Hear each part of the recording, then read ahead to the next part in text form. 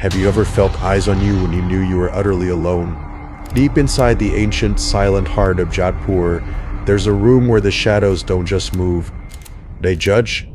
They call it the Chitran Ka Kach, the portrait room. Not famous for its art, but for what the art does in return. I went there chasing folklore, a foolish tourist with a camera and too much confidence. The air inside, heavy, like breathing dust from 1,000 forgotten breaths. The caretaker, a man whose skin looked like cracked parchment, slid the massive wooden door shut.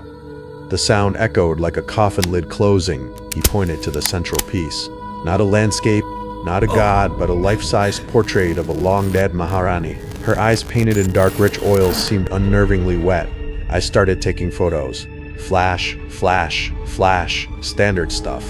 But as I reviewed the first shot, I froze, looked closely at her expression in the photo. She was neutral. But when I looked back at the canvas, her lips, they were barely parted, a ghost of a smirk. I told myself it was the flickering lantern light, the dust motes playing tricks. I backed away slowly, walking the perimeter of the room. There were dozens of ancestors lining the walls. But every time I glanced back at the Maharani, the position of her hands had shifted just slightly. A fold of soap moved here, a finger uncurled there. My heart hammered against my ribs. This wasn't trickery. This was watching. I turned my back completely, focusing on the exit, trying to rationalize the impossible.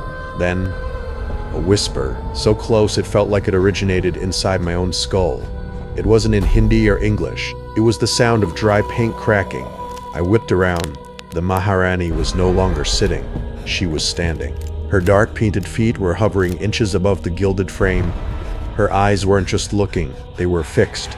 And that smirk, it was a full predatory grin. I ran. I didn't look back.